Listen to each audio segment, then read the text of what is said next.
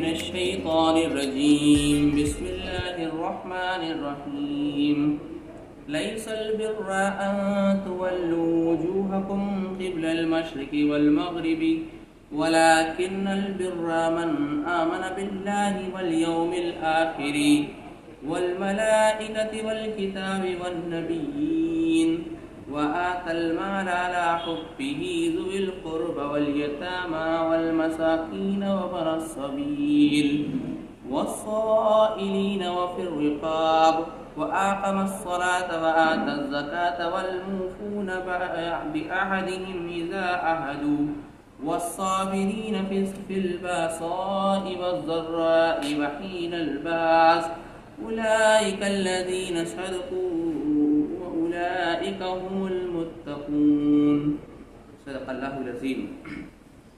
شروع اللہ کے نام سے جو بڑا مہربان اور رحم فرمانے والا ہے۔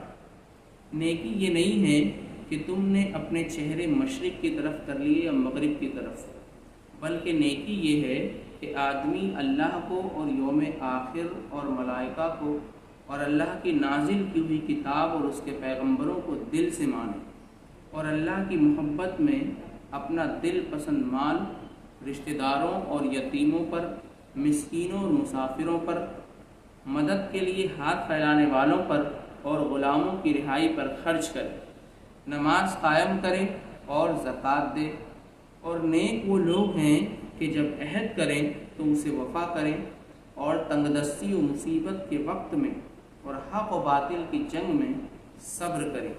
یہ ہیں راست باز لوگ اور یہی لوگ متقی ہیں۔ صدق اللہ العظیم۔ خواتین و حضرات، السلام علیکم ورحمۃ اللہ وبرکاتہ۔ اس وقت سورہ بقرہ کی آیت نمبر 177 کی آپ لوگوں کے سامنے تلاوت کرنے کا شرف حاصل کیا۔ آج کا ہمارا جو موضوع ہے وہ ہے متقیوں کی ایک اور تصویر۔ اصل میں یہ جو آیت ہے سورہ بقرہ کی آیت نمبر 177، اس آیت کو آیت البر بھی کہا جاتا ہے، اور اس آیت میں متقیوں کی صفات کے تعلق سے کچھ باتیں بتائی گئی ہیں۔ اب تک ہم نے اس افطار تذکیر کے پروگرام میں تقوی کے تعلق سے دو باتیں سنی۔ ایک تو یہ کہ روزے کا مقصد تقوی ہے، اور دوسرا جو کل کی تذکیر میں آپ کے سامنے آئی وہ یہ کہ متقیوں کی کیا الگ الگ صفات ہیں جو سورہ بقرہ کی شروعاتی آیتوں میں آپ کے سامنے آئی ہیں۔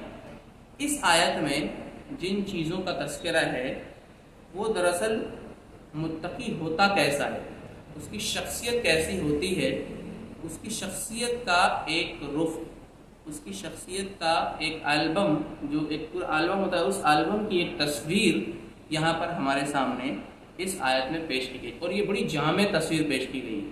اگر ہم ابھی اس کی ڈیٹیل میں انشاءاللہ جائیں گے تو ہمیں محسوس ہو جائے گا کہ یہ کتنی جامع ہے اور کتنی براڈ متقیوں کی تصویر یہاں کھینچی گئی ہے۔ اس آیت میں یہ آیت ایک طرف تو ہمیں یہ بتاتی ہے کہ متقی کون ہے۔ ظاہر سی بات ہے جب روزے کا مقصد ہی تقوی ہے تو ہر بندہ مومن یہ جاننا چاہے گا کہ آخر کار تقوی ہوتا کیا ہے۔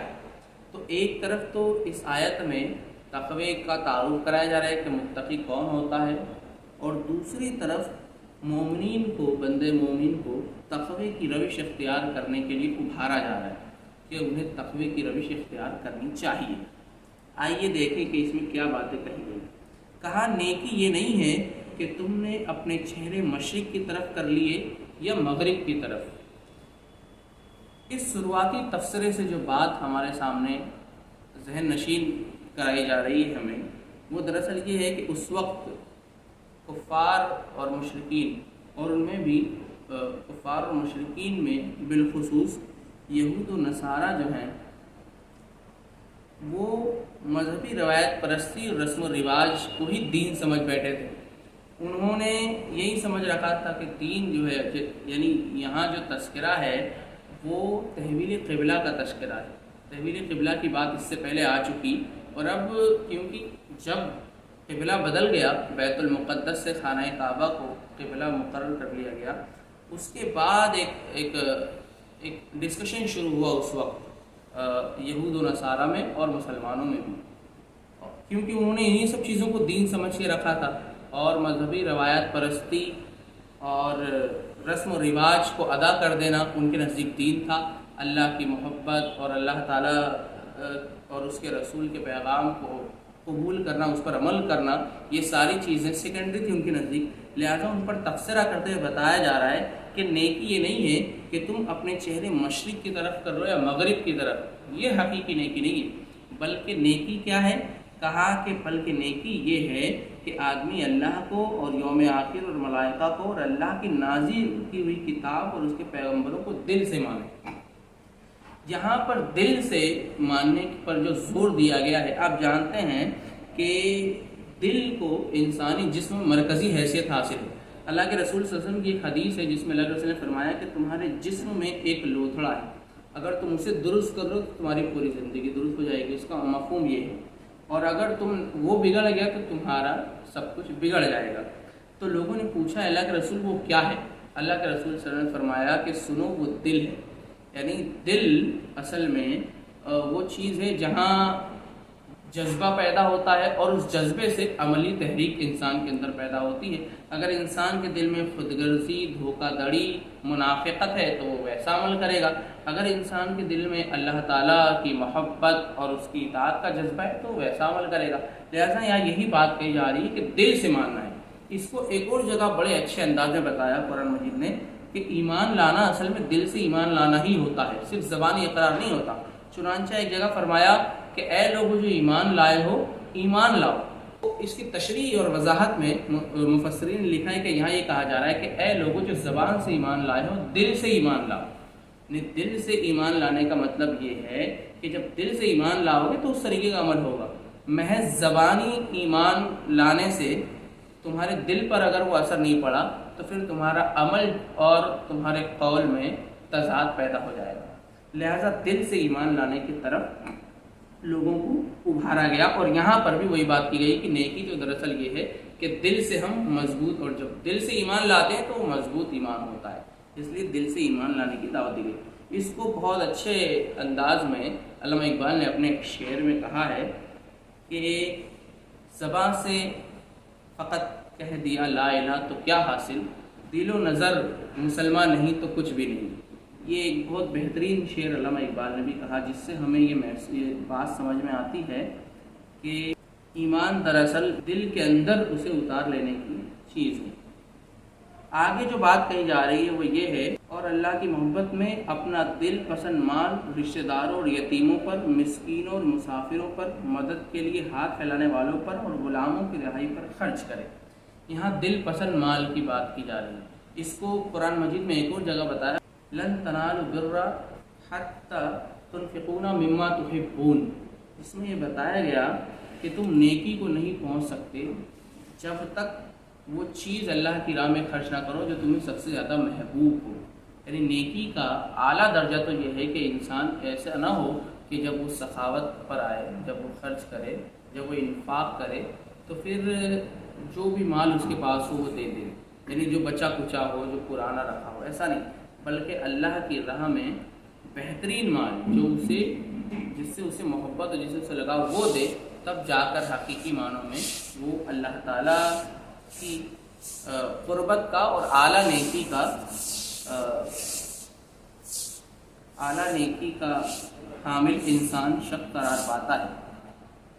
پھر اس میں آگے کہا گیا نماز قائم کرو اور زکوٰۃ دو، یعنی یہ انہی دو چیزوں کا مظہر ہے۔ اس سے پہلے جو بات کی گئی کہ دل سے ایمان لائے اور دل پسند چیز اللہ کی راہ میں خرچ کریں، ان دونوں چیزوں کا جو منیمم ریکوائرمنٹ ہے وہ یہ ہے، یعنی جب انسان دل سے ایمان لاتا ہے تو اس کے لیے منیمم ریکوائرمنٹ یہ ہے کہ وہ نماز قائم کرے، اور جب اپنا دل پسند مال خرچ کرتا ہے تو اس کے لیے جو منیمم ریکوائرمنٹ ہے وہ یہ ہے کہ وہ زکوٰۃ ادا کرے۔ یہ دو چیزیں، لیکن اس سے زیادہ کے لیے بات دراصل جو اس میں کہی جا رہی ہے وہ یہ کہ اس سے زیادہ کرنا ہے۔ یہ دونوں تو بہت منیمم ہے، اگر یہ بھی نہیں کرتا تو پھر اس کا ایمان کھوکھلا ہے، اس کا ایمانی دعویٰ کھوکھلا ہے۔ اس لیے کم سے کم یہ دو کام، یعنی نماز کی پابندی اور زکوٰۃ ادا کرنا، یہ دو کام تو اسے کرنا ہے۔ آگے یہ بات کی جا رہی ہے، اور نیک وہ لوگ ہیں کہ جب عہد کریں تو اسے وفا کریں اور تنگدستی اور مصیبت کے وقت میں اور حق و باطل کی جنگ میں صبر کریں، یہ ہیں راست باز لوگ اور یہی لوگ متقی ہیں۔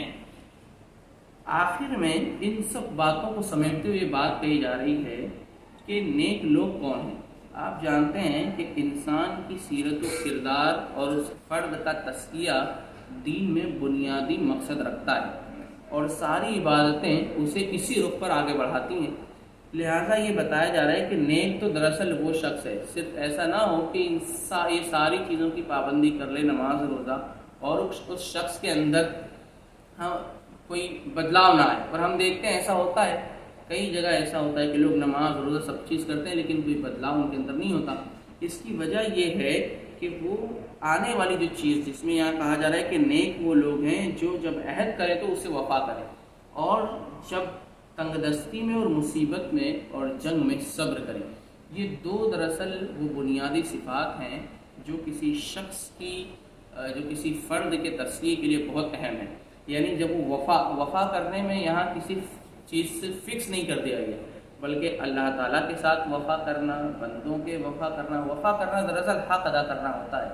تو اس کا مطلب یہ ہوا کہ وہ بندوں کے حقوق ادا کرے، اللہ تعالیٰ کے حقوق ادا کرے، اپنے گھر کے، اپنے بیوی بچوں کے، اپنے پریوار کے، اپنے سماج کے، اپنے معاشرے کے اور اپنی پورے ملک کے جو حقوق پر نافذ ہوتے ہیں اسے ایک طرف ادا کرے، اور دوسری طرف ان حقوق کی ادائیگی میں جو آزمائشیں آئیں، جو پریشانیاں آئیں، ان پریشانیوں میں صبر کرے۔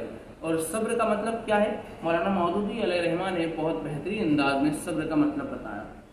وہ کیا کہتے ہیں کہ صبر سے مراد ارادے کی وہ مضبوطی اور عزم کی وہ پختگی اور خواہشات نفس کا وہ انضباط، یعنی خواہش نفس پر وہ کنٹرول ہے جس سے ایک شخص نفسانی ترغیبات اور بیرونی مشکلات کے مقابلے میں اپنے قلب و ضمیر کے پسند کیے ہوئے راستے پر آگے بڑھ جائے اور اسے کوئی روک نہ پائے۔ یہ دراصل صبر ہے جس کو مولانا نے بیان کیا ہے۔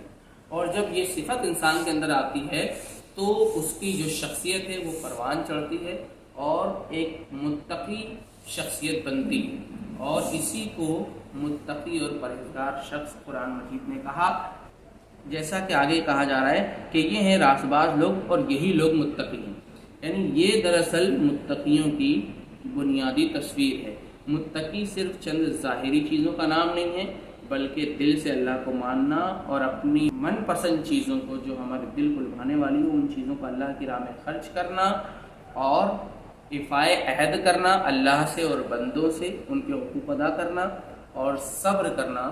یہ تمام چیز جب ایک انسان کے اندر آ جاتی ہے تو ایک مضبوط اخلاقی اور سیرت، اخلاق و کردار کا ایک شخص، ایک بندہ مومن کھڑا ہو جاتا ہے، اور ایسا ہی بندہ مومن اصل میں متقی اور پرہیزگار کہلاتا ہے۔ اللہ تعالیٰ سے دعا ہے کہ اللہ تعالیٰ رمضان اور روزوں کے نتیجے میں جو وعدہ ہم سے ہے کہ امید ہے کہ تم متقی ہو، ہمیں اس وعدے کے مطابق متقی اور پرہیزگار بنائے۔ آمین۔ وآخر دعوانا الحمدللہ رب العالمین۔